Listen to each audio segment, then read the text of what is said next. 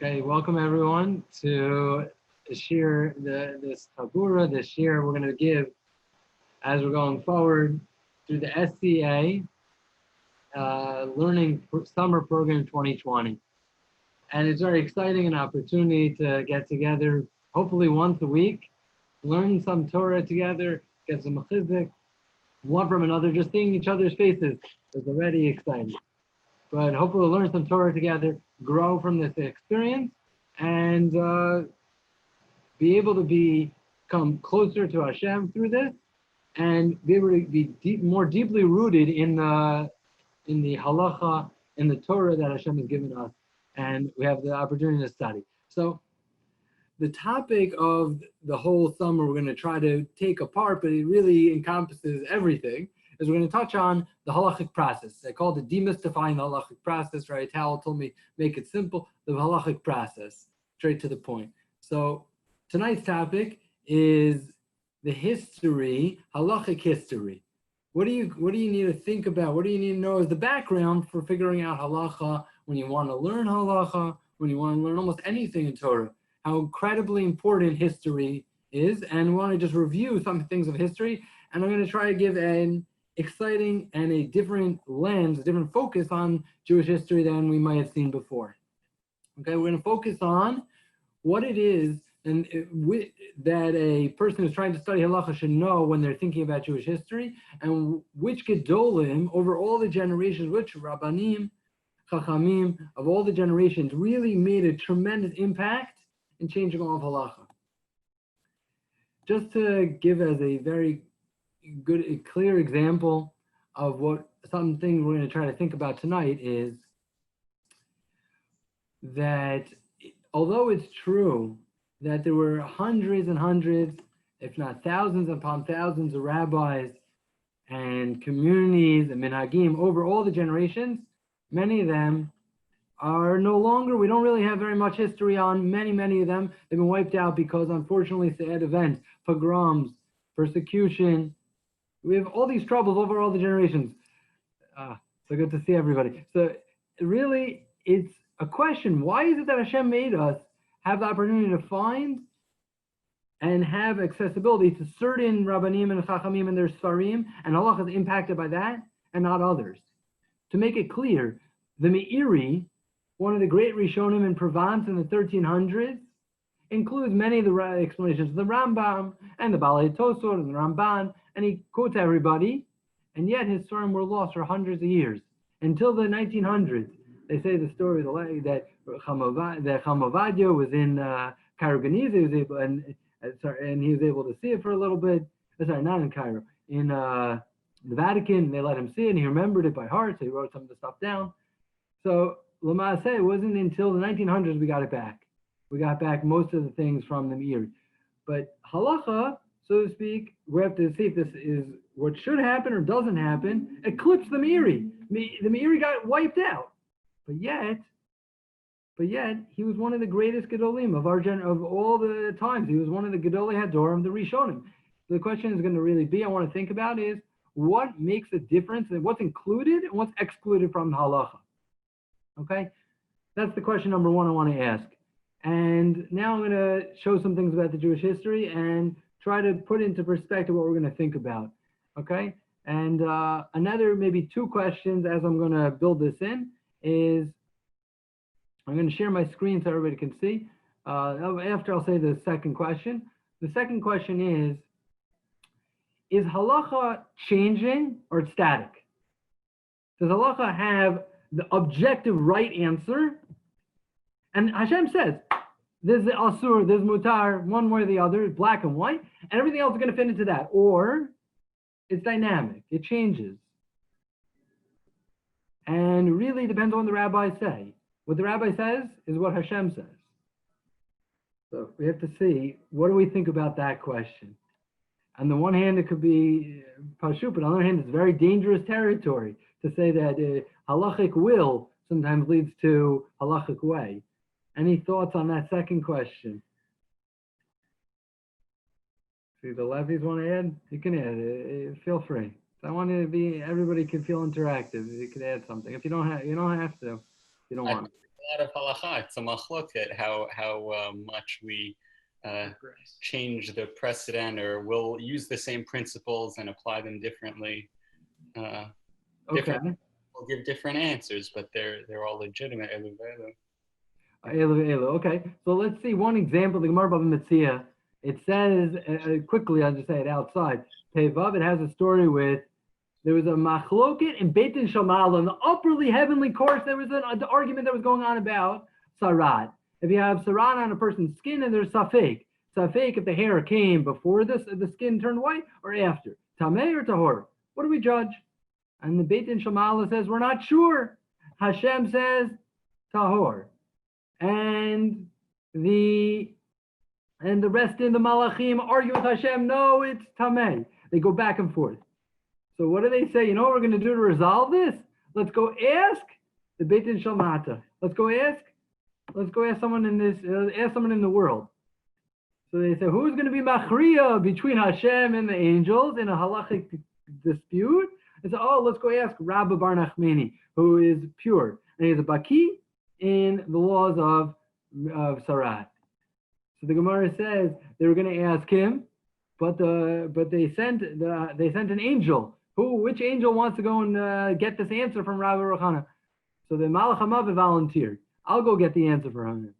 And the Gemara says that the Malach HaMavet said, I couldn't touch him. He was learning with a lot of hamadah, a lot of inspiration and dedication, devotion. Malach HaMavet can't touch him. Like it has anyway, they have many midrashim by Moshe Rabbeinu, by David HaMelech. He's wearing a shield. Nothing can affect him. But the Kadosh Baruch Hu says, I want you, Malach HaMavet, to distract him for a moment so you can get the answer, to find out what he thinks on this topic. So that's what he did. Distracted him, he pushed the branches, made some wind. The Rabbi looked over, what was that in the branches, to see if someone was falling out of the tree. He tried to figure it out. And then the Malach HaMavet came and took him and asked him, oh, on your way up to heaven, though, I have a question for you. What do you think about Sarat? And he said, oh, the Safek Sarat, Tahor. So they said in the Beit Din Shmuel, oh, that's amazing. That's exactly what Hashem said. Ashrei Rabbah, how fortunate is Rabbah that he left his neshama with the words Tahor on his body, on his lips. He finished with the word Tahor. But yeah, if anybody looks in the Rambam, one of the major redactors of all of Halacha, Sfardi, he says the halacha is in fact on Safek Sarat. If the hair came before the skin turned white, Tameh. The Kesef Mishnah, Rabbi Yosef Karo says, I don't understand. We follow Hashem, we follow Rabbah. What do we follow Rabbah and Hashem. Here the Beit Din Shalmata and Beit Din Shamala. What do we do? So he said, no. Bottom line, we don't follow halacha b'shir shamayim. We don't follow the halacha that it says in lo b'shamayim means we're not bound. Halacha is not bound by the interpretation that heaven gives. We're bound by our own understanding of the Torah. But it says in the Gemara that Rabbah came to the conclusion it was Tahor. Well, yeah, but he wasn't the final word on the topic in the Gemara. Incredible. So that story seems to push in the direction of not objective. Okay, but you know what? We'll come back to it. And now I have a third Gemara and a question with that. Okay, I'm going to bring it up on my screen, and then we're going to do some of the history, put it together. Here's the Gemara. It's also a fascinating Gemara, a little bit questionable. We have to figure out exactly what it is. The Gemara in Menachot Daf Chaf Tadim Abed, it says, and I heard this from Rabbi Naim in Long Branch. He said like this. It says in the Gemara that Mordechai, that Moshe Rabbeinu went on Har Sinai and he was coming to learn Torah from Hashem. And B'shah sha'ala Moshe l'marom matula kadosh baruch hu yoshev v'kosher ketarim la'otiot. He was affixing crowns to the top of the letters of the Torah. Beautiful thing. And he said, Ribono sh'olam Hashem, mima kivayecha. Who told you to put these crowns there? You really need those. Skip them. Amar lo adam echad yeshli yesh shati liot b'sof kamadorot Akiva ben Yosef shemo. There's going to be a man many generations from now. His name is Akiva ben Yosef. He's going to justify the fact that we have these crowns. Amar levanu Ribono sh'olam hareli, please, can you show me? I'm a Navi. I get to see sometimes a little video snippet. Can I go see? I want to go check it out. Really, why is he so zocheh, so worthy that the crowns are put on for him? Amrlo chazor lecharecha, turn around And that's what he did. He turned his back, boom. He was in the shear of Rabbi Akiva. He said in the 8th row. It was outside of the bounds of nature. 8th row. He didn't understand what they were talking about. So I once heard somebody bothered by this Gemara. It sounds like a joke. Who gave us the Torah? Everybody knows. Moshe Kibel Torah Misinai. We sing it every day. Torah Sivalanu, Moshe. So all of Torah comes back to Moshe. So yet, Moshe Rabbeinu is sitting in a Torah shir, and it's going over his head. That's like if someone wanted to say in a philosophy shir, there's a philosophy class, a lecture, Socrates walks in, and he doesn't understand what they're talking about. What exactly does that mean? And yet the Gemara doesn't finish, it continues. Amrullah Talmida, Rebbe. Talmidim said, Rebbe, we don't understand. What are you telling us? He says, Halakhic Moshe Sinai. You know where I'm coming from? There's a tradition that goes back to Moshe. The Yashidato, he felt better. What does this mean? It sounds like in the Gemara, Rabbi Akiva was saying something and claiming it was from Moshe Rabbeinu, and Moshe didn't understand. How are we supposed to understand that? Was Rabbi Akiva making it up? Chas v'shalom, he wasn't making it up. This is Torah, this is our greatest of the great.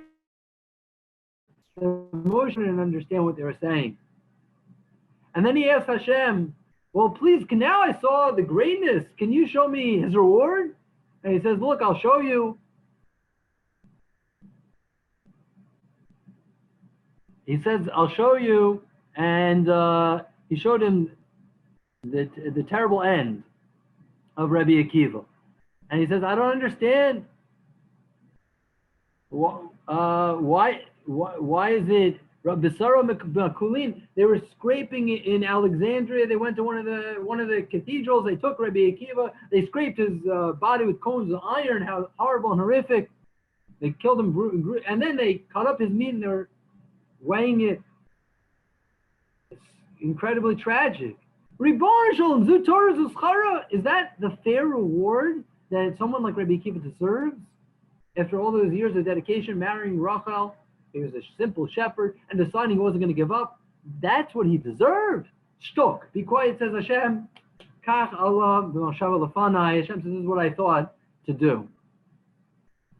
What exactly is the meaning of this Gemara? Okay? That's my third question. Any thoughts on these questions, on these thoughts, just in general about Jewish history? Just to review the three questions. The first question is, who decides? How is it that certain things are in and certain things are out? Right? What makes it so that the halakha, by the Sardi poskim, some people say, do you follow Chamavad or you follow Ben Ish Chai? I don't know. There are more. But who decides? Who's going to be in 20 years from now deciding who we follow? The Meiri was included or excluded? That's the first question. Second question is, Torah, is halakha able to be subjective, not subjective, but dynamic, changing. But on the other hand, we know it can't be into the extreme. You can't say Torah changes. It's one of the Yigam Karim, one of the faiths of belief is Torah lo te'amachlefe. One of the things that we sing in Yigdal, Torah doesn't change. So how does it make sense? And the third question is, what does it mean that the Torah that Rabbi Akiva was developing and evolving, even Moshe couldn't understand? And he claimed it was Moshe Misinai. Any answers to my third question? All right.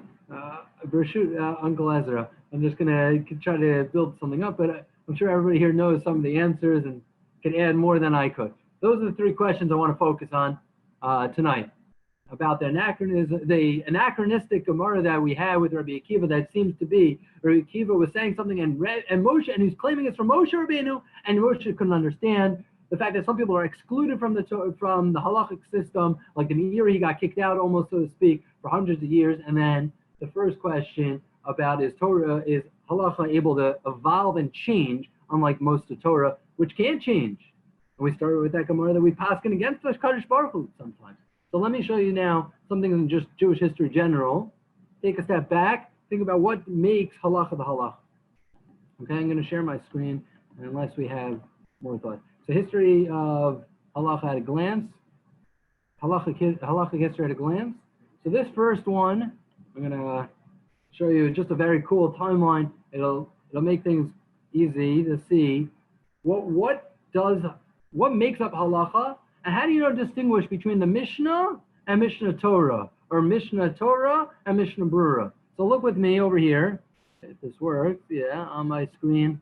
All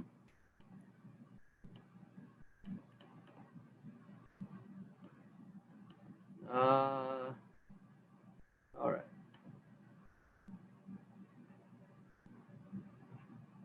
Yeah, so here we got, okay, now we can see on the screen just a very short, brief short, tiny clip of what Jewish history looks like. We have the first temple in the first 1,000 years of Jewish history after Matan Torah, 2,448. The epic climactic moment when Jewish nation was formed, Matan Torah, and then with the Torah, then we have the first temple 840 years later, and then we have the destruction another 400 years later.